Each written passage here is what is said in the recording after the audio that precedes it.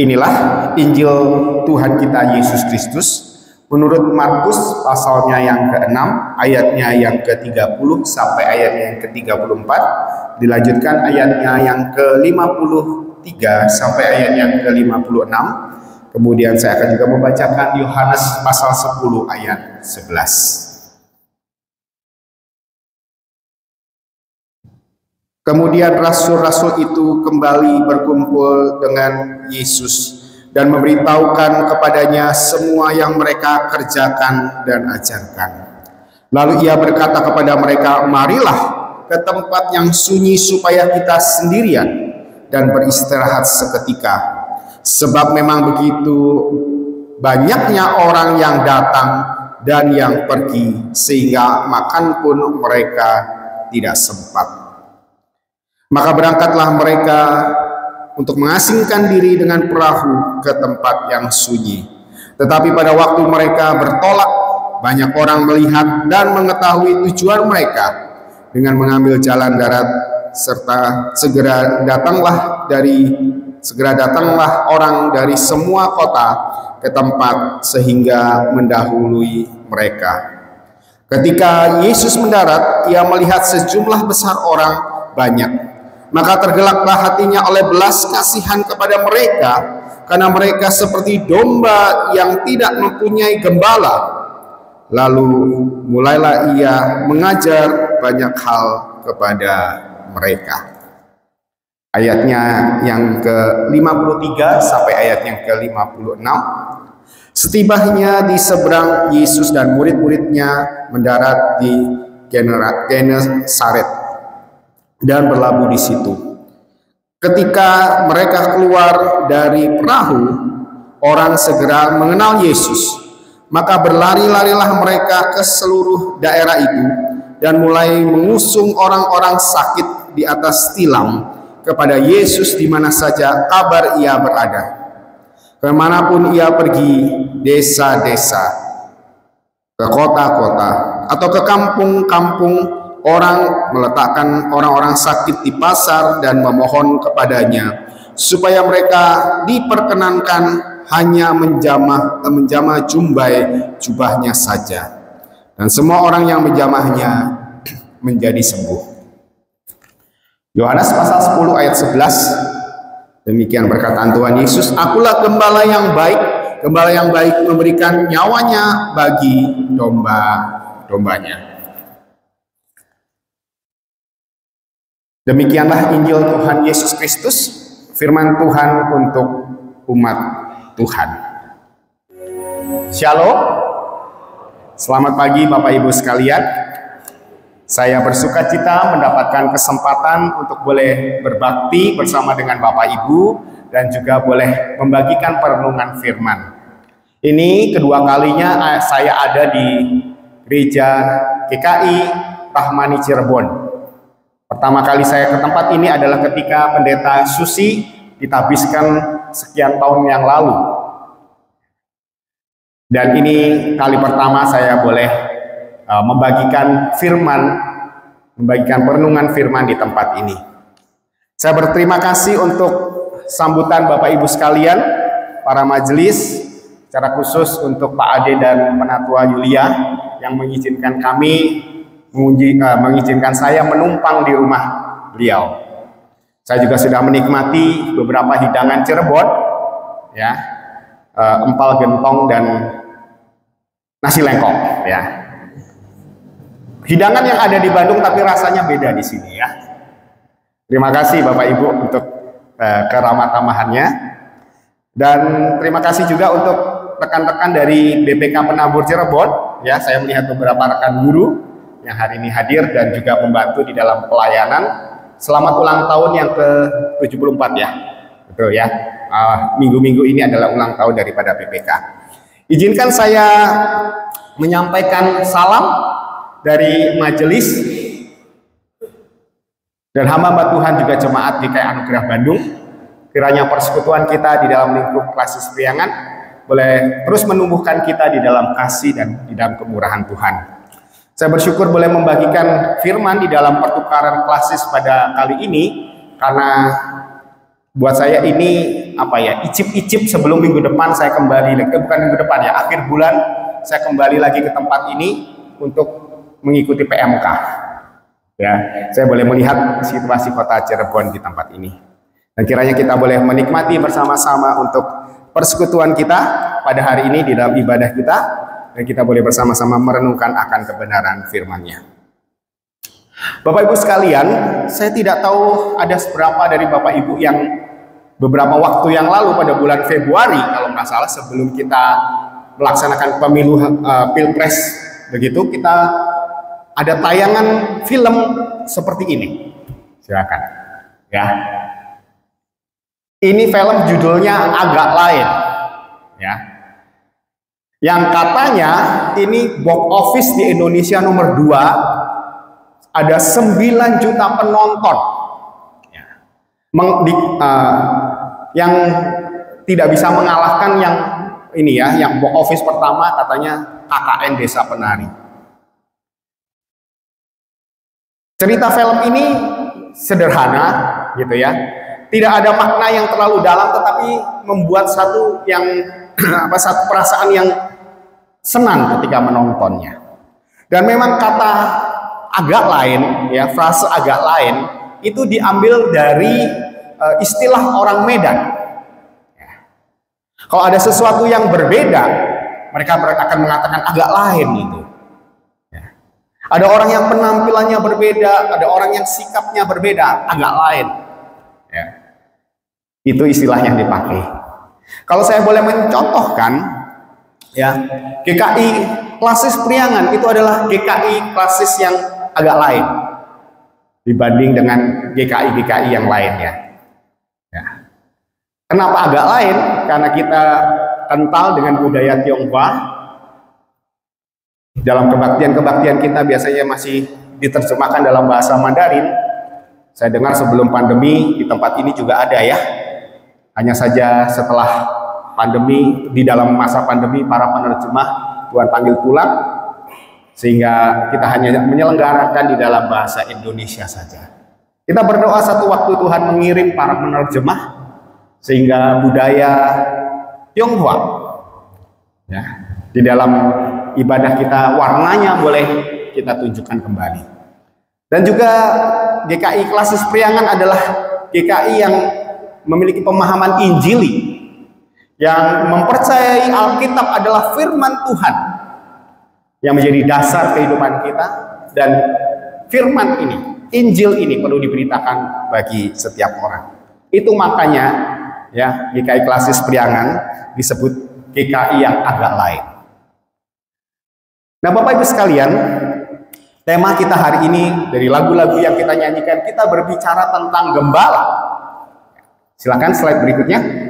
Bapak Ibu sekalian, berbicara soal gembala, bukankah gembala itu adalah salah satu pekerjaan yang cukup tua yang ditulis di dalam Alkitab? Setelah Adam dan Hawa jatuh ke dalam dosa, mereka memiliki anak yang dicatat di dalam Alkitab, Kain dan Habil. Kain seorang petani dan Habil seorang gembala. Dan Bapak Ibu sekalian, gembala itu adalah sebuah profesi yang sering kali disebut dari kitab Kejadian sampai kitab Wahyu. Saya sudah katakan tadi ya, bahwa di Kejadian kita bisa melihat bagaimana Habel adalah seorang gembala. Bagian Mazmur yang kita baca tadi, kita bisa melihat bagaimana Daud ya, menuliskan Tuhan adalah gembala bagi dirinya. Dan kemudian di dalam kitab Yeremia yang kita baca tadi juga, yang merupakan satu perenungan atau suatu sabda Tuhan kepada bangsa Israel di pembuangan, yang menceritakan adanya gembala yang jahat dan gembala yang baik. Gembala yang jahat membuat umat Tuhan tercerai-berai, dan Tuhan akan mengutus gembala yang baik yang mengumpulkan kembali akan umat Tuhan. Di dalam perjanjian baru, sebelum Tuhan Yesus naik ke surga ya, Tuhan Yesus berkata kepada Petrus, Petrus bertanya kepada Petrus, "Petrus, apakah engkau mengasihi aku?" Kata Petrus, "Ya Tuhan." Maka Tuhan Yesus menjawab, "Gembalakanlah domba-dombaku." Kemudian Tuhan Yesus bertanya kembali, "Petrus, apakah engkau mengasihi aku?" Kata Petrus, "Ya Tuhan." Dan Tuhan Yesus menjawab, "Gembalakanlah domba-dombaku." Dan ketiga kalinya Tuhan Yesus bertanya, "Petrus, apakah engkau mengasihi aku?" "Ya Tuhan, engkau tahu segala perkara, engkau tahu aku mengasihi engkau."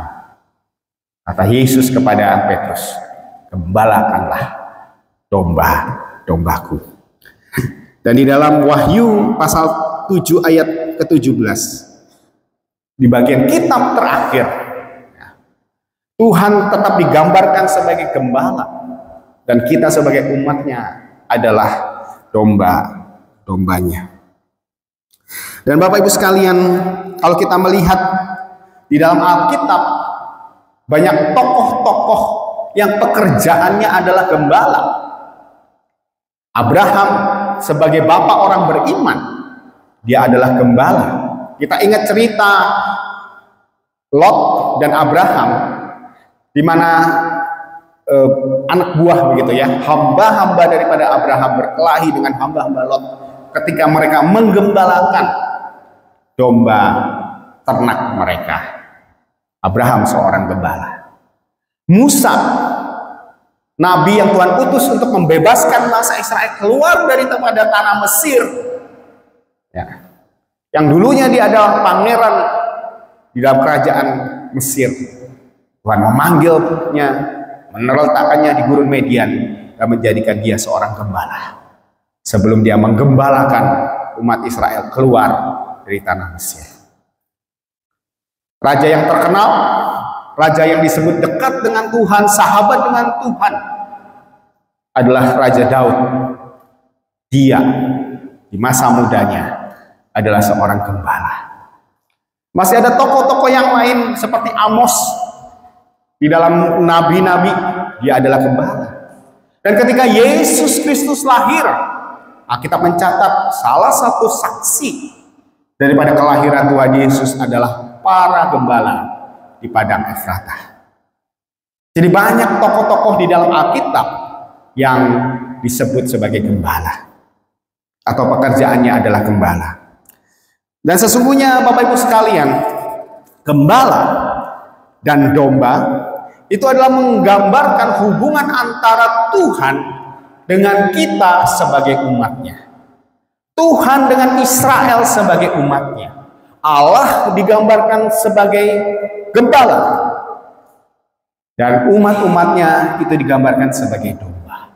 Umat Israel itu adalah domba-domba Allah. Kita, orang-orang percaya yang ditebus di dalam Kristus, juga adalah domba-dombanya. Seperti saya sampaikan tadi, Yesus berkata kepada Petrus, "Gembalakanlah domba-dombaku." Gembala dan domba adalah gambaran hubungan Allah dengan umatnya. Dan gambaran itu dituliskan dengan begitu indah di dalam Mazmur 23, sebagaimana yang kita lantunkan tadi. Dan Bapak Ibu sekalian, ketika kita berbicara tentang gembala, kita tidak bisa melepaskannya daripada Tuhan Yesus. Kalau saya boleh katakan, Tuhan Yesus itu adalah gembala yang agak lain. Kenapa gembala yang agak lain? Gembala yang berbeda dengan gembala-gembala yang ada. Di dalam Yeremia 23 tadi dikatakan, "Celakalah gembala-gembala yang jahat, yang mencerai-beraikan umatnya." Tuhan Yesus bukanlah gembala yang demikian. Di dalam Yohanes 10 ayat 11, bagian ayat yang saya bacakan tadi, Tuhan Yesus berkata, "Akulah gembala yang lain. Berbeda dengan gembala-gembala yang jahat, aku adalah gembala yang baik, gembala yang mengasihi akan umatku." Mengapa Tuhan Yesus mengklaim dirinya sebagai gembala yang baik. Bapak Ibu, saudara sekalian, yang pertama kenapa Tuhan Yesus menyatakan dirinya sebagai gembala yang baik? Oleh karena sesungguhnya Dia adalah sumber kehidupan dan sumber keselamatan. Di dalam Yohanes pasal 10 ayat 7 sampai 10 kita boleh melihat beberapa hal di situ. Tuhan Yesus berkata, "Aku berkata kepadamu, sesungguhnya akulah pintu ke domba-domba itu." Yesus mengatakan aku adalah pintu. Pintu itu adalah perantara, Bapak Ibu sekalian. Perantara antara yang di luar dengan yang di dalam. Ketika kita memasuki gereja ini, kita harus melewati pintu, benar bukan? Dan ketika kita memasuki pintu, kita bisa merasakan perbedaannya. Walaupun mungkin Cirebon tidak sepanas biasanya, ya, tetapi hawa di luar cukup ini ya, agak gerah begitu ya Bapak Ibu. Begitu kita masuk ke dalam ruangan ini, ruangan ber-AC ini, suasananya menjadi berbeda. Benar bukan? Ketika kita melewati pintu itu, kita merasakan perbedaannya. Di luar kita melihat begitu banyak mobil lalu halang, ya, mobil yang diparkir sedikit semrawut mungkin. Dan ketika kita memasuki ruangan kebaktian ini, kita merasakan suasana yang teduh. Ya. Suara hiruk pikuk kendaraan dari luar saya tidak bisa dengarkan. Yang kedengaran suara saya sendiri, Bapak Ibu sekalian. Ya.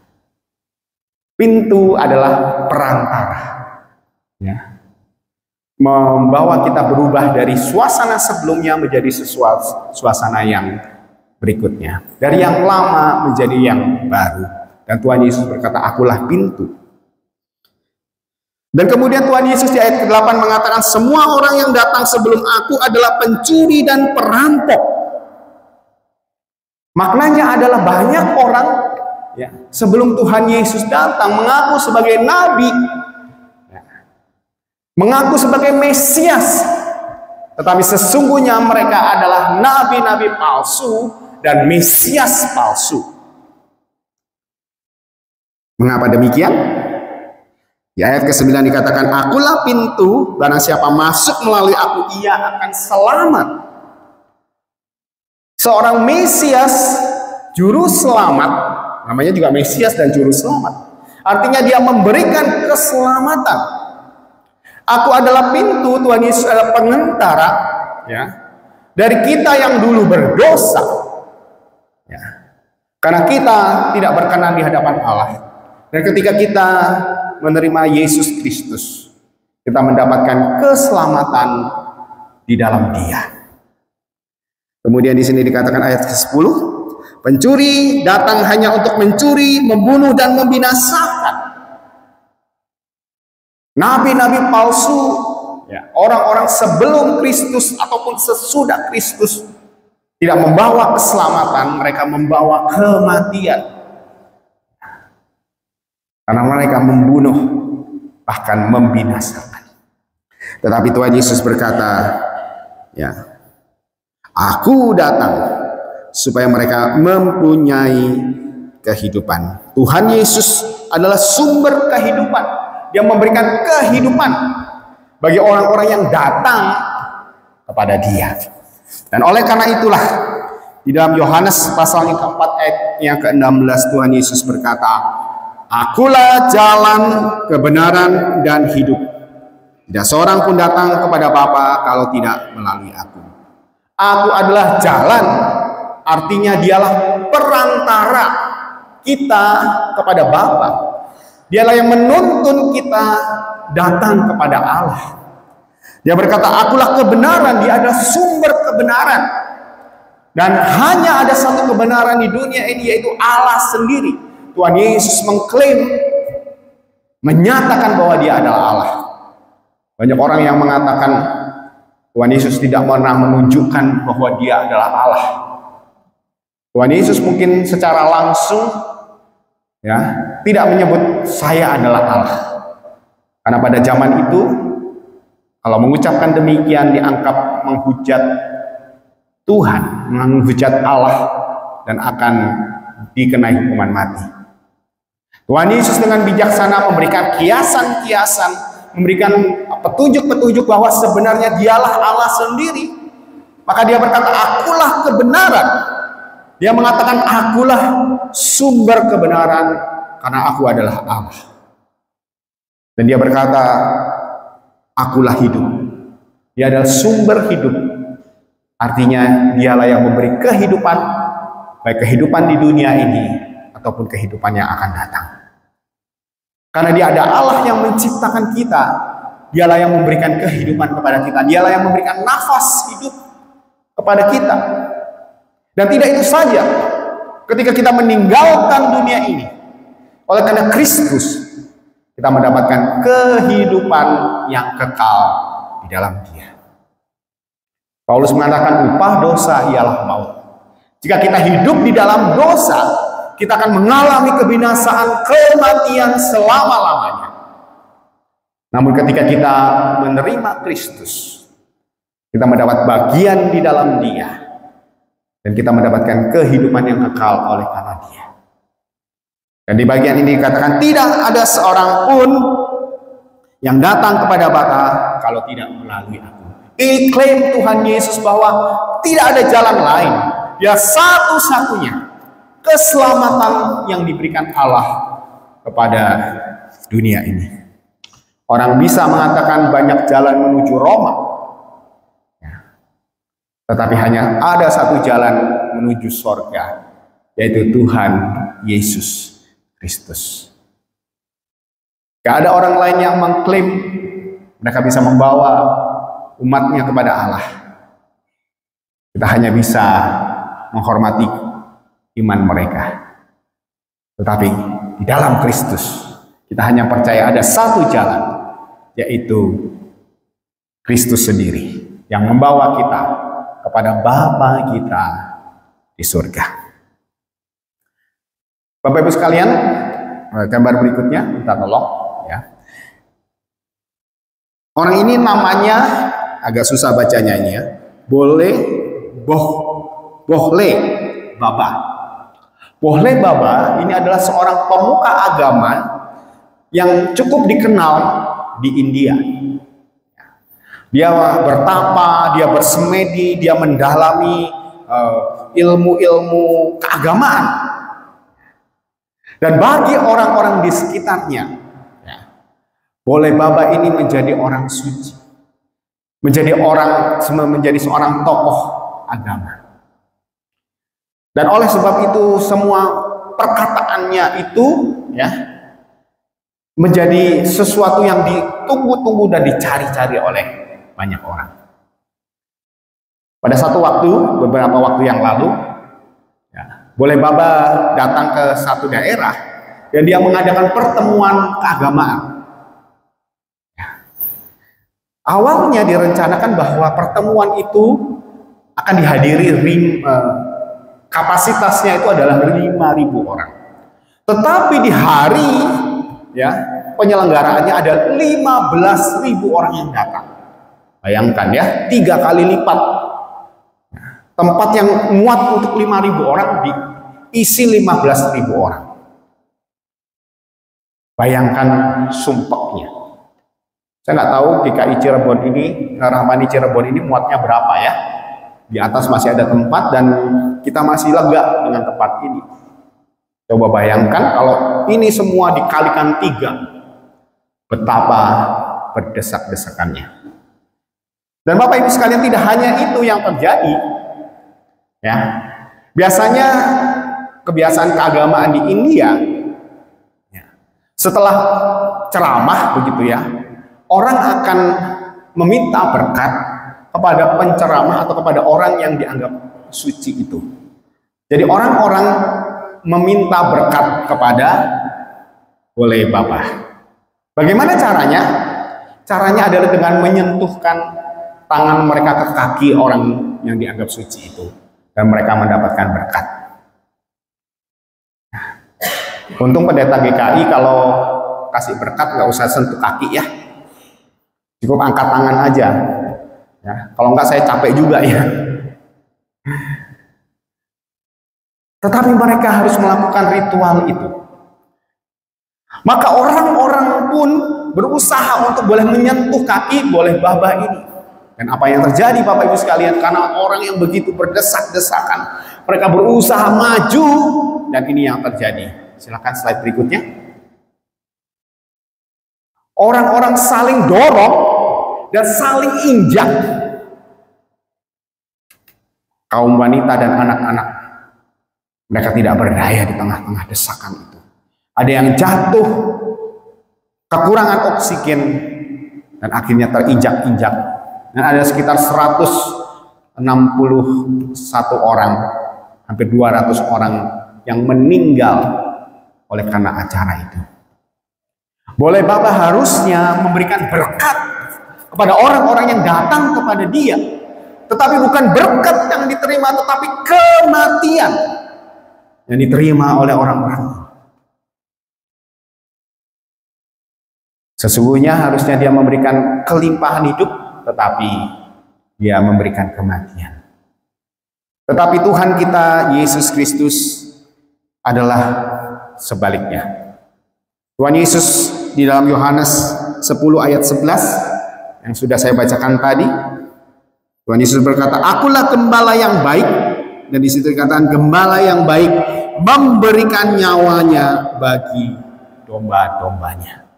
Tuhan Yesus sebagai gembala yang baik, sebagai sumber kehidupan, sumber keselamatan, bukannya dia mengambil kehidupan orang lain, tetapi justru dia memberikan hidupnya supaya orang lain memiliki kehidupan.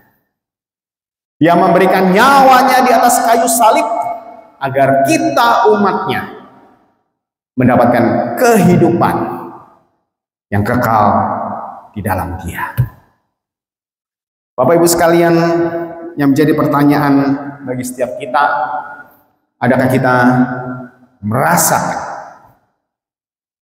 kehidupan dan keselamatan di dalam Yesus Kristus itu?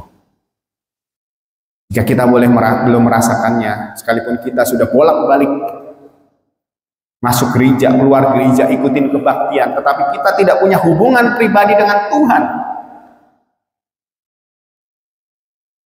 terimalah Dia. Karena kesempatan itu hanya datang sekali. Setelah kita meninggalkan dunia ini, kesempatan itu sudah lewat. Dan bagi setiap kita yang sudah merasakan akan kehidupan dalam Tuhan, keselamatan dalam Tuhan, adakah kita sungguh-sungguh menikmatinya? Adakah sungguh-sungguh kita merasakan Tuhan sungguh-sungguh hidup di dalam kehidupan kita? Adakah kita hidup sebagai umatnya? Adakah kita hidup merasakan bahwa Tuhan benar-benar hadir dalam kehidupan kita? Atau kita hidup kita biasa-biasa saja? Seperti halnya orang pada umumnya. Hidup kita masih penuh dengan kekhawatiran, ketakutan. Padahal Tuhan menginginkan kita menjadi seorang pemenang. Karena kita, kata Alkitab, lebih daripada pemenang. Yesus adalah sumber kehidupan. Dia juga adalah sumber keselamatan. Sudahkah kita merasakannya? Kalau kita sudah merasakannya, adakah kita menghidupinya? Dan adakah kita juga membagikan kepada orang-orang di sekitar kita yang juga memerlukan kehidupan dan keselamatan di dalam Dia? Selain Dia adalah sumber kehidupan dan sumber keselamatan, mengapa Yesus mengatakan aku adalah gembala yang baik? Oleh karena sesungguhnya, slide berikutnya, Ia adalah sang gembala yang merawat dan memperhatikan kita. Raja Daud di dalam Mazmurnya yang ke-23 menunjukkan bagaimana Tuhan adalah gembala yang baik. Di situ dia mengatakan, Dia membaringkan aku di padang yang berumput hijau.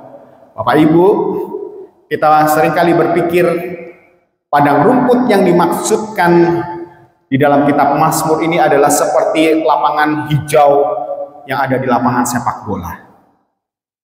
Atau lapangan rumput seperti yang terlihat di New Zealand, Selandia Baru. Katanya di sana domba lebih banyak daripada orang. Tetapi Bapak Ibu sekalian, sesungguhnya di daerah Timur Tengah, ya, situasinya tidak demikian. Di Timur Tengah tidak sesubur Indonesia ataupun New Zealand. Ketika dikatakan para gembala membawa dombanya ke padang rumput, itu sesungguhnya itu seperti sebuah hamparan tanah dengan batu-batuan, tetapi di antara batu-batuan itu ada rumput yang tumbuh sejumput. Dan disitulah para domba-domba ini makan. Rumputnya tidak banyak, tetapi rumput itu cukup bagi kawanan domba itu untuk memakannya. Dan kemudian di ayatnya yang berikutnya, di bagian berikutnya dia mengatakan, Daud mengatakan, ia membimbing aku ke air yang tenang. Kita membayangkan bahwa air yang tenang itu seperti sungai atau danau yang airnya tidak ada ombaknya. Situasinya juga nggak demikian Bapak Ibu sekalian. Di Timur Tengah itu, ya, di daerah Tuhan Yesus, di daerah orang Israel hidup, air adalah satu kebutuhan yang sulit dicari. Mereka harus menggali sumur yang dalam, baru mereka mendapatkan air. Kita ingat ada cerita sumur Yakub, di mana Tuhan Yesus bertemu dengan perempuan Samaria. Para gembala harus menimba air dan menyediakannya di tempat yang disediakan di sana semacam kolam, baru disitulah para domba bisa minum dan mendapatkan kesegaran di tengah-tengah cuaca yang terik yang ada di Timur Tengah. Dan kemudian di sini kata ia menyegarkan jiwaku. Minuman itu membawa kesegaran bagi para domba. Daud mengatakan ia menuntun aku di jalan yang benar. Domba ini adalah binatang yang kalau istilah kita pin-pin-bo gitu ya, pinter-pinter bodoh. Ya. Kadang sok tahu lagi. Dia pikir dia tahu jalan, tapi kadang setelah dia pergi ke satu tempat, dia lupa dengan jalan pulang. Itu yang terjadi dengan kisah domba yang hilang. Maka gembala mempunyai tongkat yang panjang untuk menarik domba-domba yang nakal, domba-domba yang jalan entah kemana, supaya dia punya jalan yang benar sesuai dengan apa yang diarahkan gembalanya. Dan kemudian di sini dikatakan, sekalipun aku berjalan di dalam lembah kekelaman, aku tidak takut sebab Engkau besertaku. Ada penyertaan Tuhan di dalam setiap kehidupan domba-dombanya. Gadamu dan tongkatmu itulah yang menghibur aku. Ya. Pekerjaan sebagai gembala kadang membosankan kalau kita hanya diam-diam saja. Oleh karena itulah kadang para gembala itu bermain-main dengan dombanya, yaitu dengan tongkatnya. Ya. Itulah yang membawa penghiburan bagi para domba ini. Dan di sini dikatakan ia menyediakan hidangan bagiku di hadapan lawanku.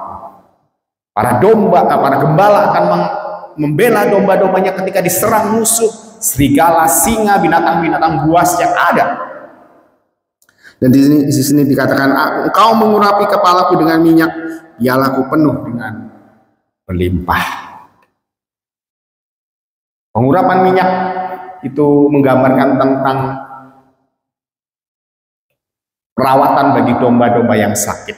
Pada zaman itu minyak itu dianggap sebagai obat untuk mengobati domba-domba yang luka, domba-domba yang mungkin sakit. Dan ketika dia diurapi, artinya dia dirawat, dia diobati. Dan di sini dikatakan pialaku melimpah, artinya dia tidak pernah kekurangan. Yesus, Tuhan digambarkan sebagai gembala yang baik, yang merawat akan umatnya. Mengapa demikian Bapak Ibu sekalian? Karena sesungguhnya Dia memiliki kasih yang tidak berkesudahan.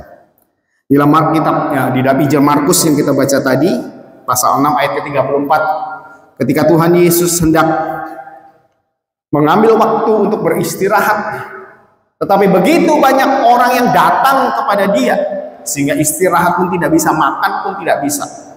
Dan di situ penulis Markus mengatakan kepada kita, ketika Yesus mendarat, ia melihat sejumlah besar orang banyak, maka tergeraklah hatinya oleh belas kasihan kepada mereka, sebab mereka seperti domba yang tidak punya gembala. Umat Israel pada waktu itu seperti umat yang tidak ada pemimpinnya. Mereka terjerai-berai. Dan ketika Tuhan Yesus melihat situasi itu, dikatakan tergeraklah hatinya dengan belas kasihan. Artinya sesungguhnya Tuhan kita bukanlah Tuhan yang cuek, bukan Tuhan yang tidak memperhatikan, tetapi dia memperhatikan umatnya. Apalagi ketika umatnya memerlukan akan pertolongan. Di dalam surat Ibrani, penulis Ibrani mengatakan, ia atau Tuhan turut merasakan kelemahan-kelemahan kita. Ya, ia dicobai tetapi dia tidak berdosa. Tuhan Yesus menjadi manusia seperti kita untuk menunjukkan bagaimana dia bukanlah Allah yang jauh, yang tidak merasakan apa yang kita rasakan. Dia merasakan apa yang kita rasakan sebagai manusia, hanya saja dia tidak berdosa. Dan itu semua karena dia mengasihi dan mencintai kita. Di bagian berikutnya di dalam Yohanes pasal 10 ayat 3 sampai ayat ke-5. Di situ dikatakan, ya, untuk dia penjaga membuka pintu dan domba-domba mendengar suaranya. Dan ia, sang gembala yang baik, memanggil domba-dombanya masing-masing menurut namanya dan menuntunnya keluar. Bapak Ibu sekalian, Tuhan begitu memperhatikan umatnya, bahkan dia tahu ya, dengan spesifik siapakah umatnya. Di sini digambarkan gembala itu tahu nama daripada domba-dombanya dengan spesifik. Ya. Dan dia tahu segala kebutuhan daripada domba-dombanya.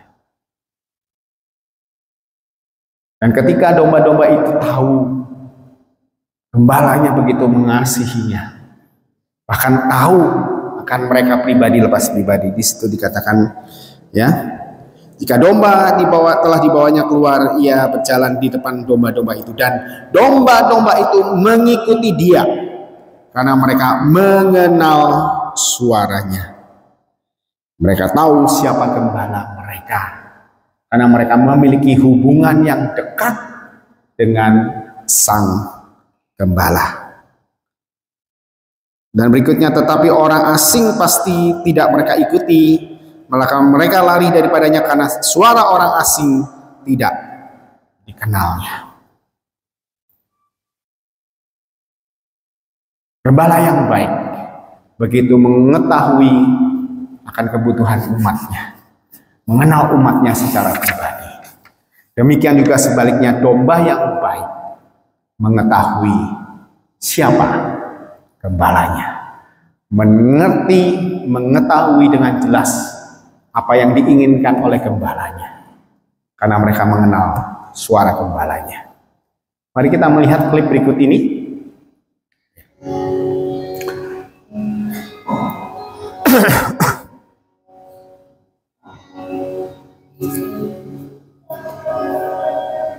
Suaranya bisa dikeraskan sedikit. Ini ada peternakan ya.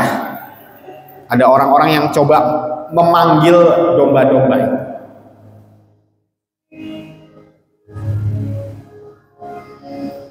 Orang pertama gagal.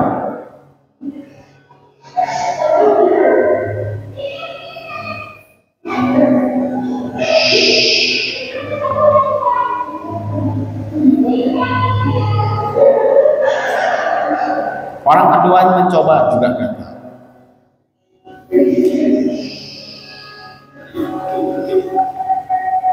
Ini gembala yang asli. Oh bukan, belum ya. Ini orang ketiga, gagal juga. Kita lihat gembala yang asli.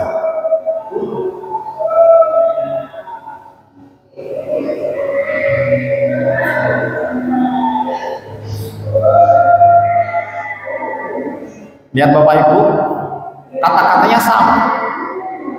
Tetapi ketika gembala memanggil, domba-domba itu tahu siapa gembalanya. Dan mereka datang mendekat kepada sang gembala.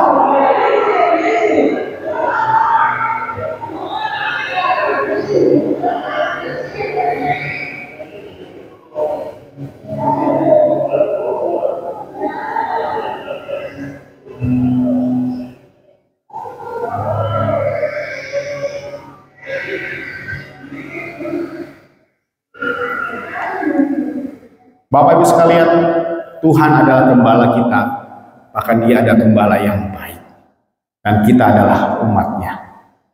Yang menjadi pertanyaan adalah, adakah kita mengenal suara gembala kita? Adakah kita mengenal suaranya? Kalau kita adalah umat-Nya, harusnya kita mengenal suara Tuhan. Kita tahu apa yang menjadi kehendak Tuhan di dalam kehidupan kita sehari-hari. Dan sesungguhnya bukankah Tuhan sudah memberikan firman-Nya kepada kita untuk kita baca dan kita renungkan? Menjadi pertanyaan bagi kita, adakah kita merenungkan firman-Nya siang dan malam? Ketika kita mengambil keputusan di dalam setiap kehidupan kita, adakah kita berkonsultasi dengan Tuhan?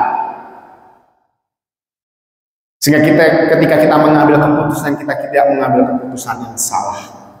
Jangan-jangan ketika kita mengambil keputusan, kita menggunakan pikiran hikmat kita, ya, dan keputusan itu salah.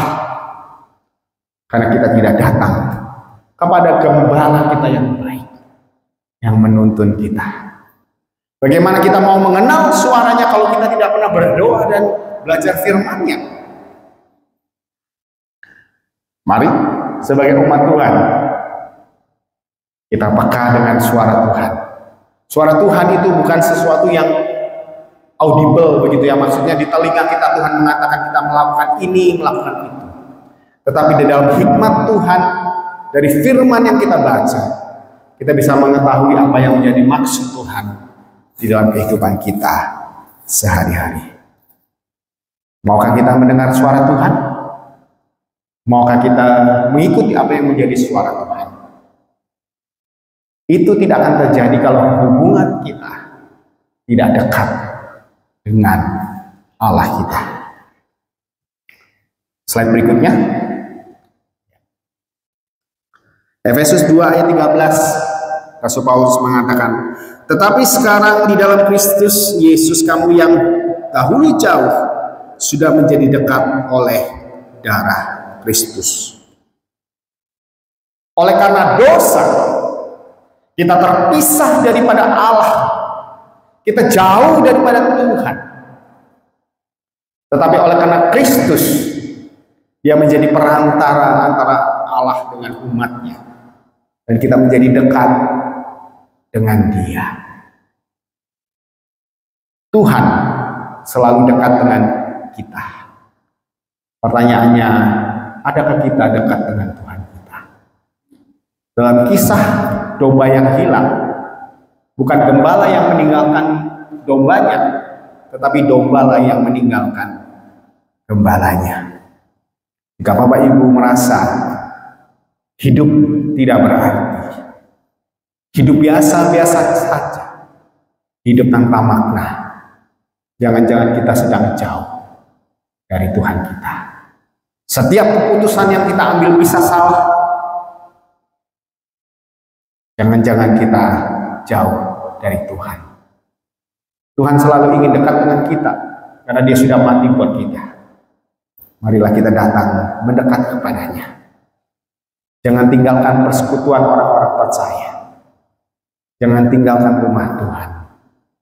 Jangan lupa renungkan firman-Nya dan berdoa kepadanya. Disitulah kita yang dulu jauh dekat kepada Allah. Amin.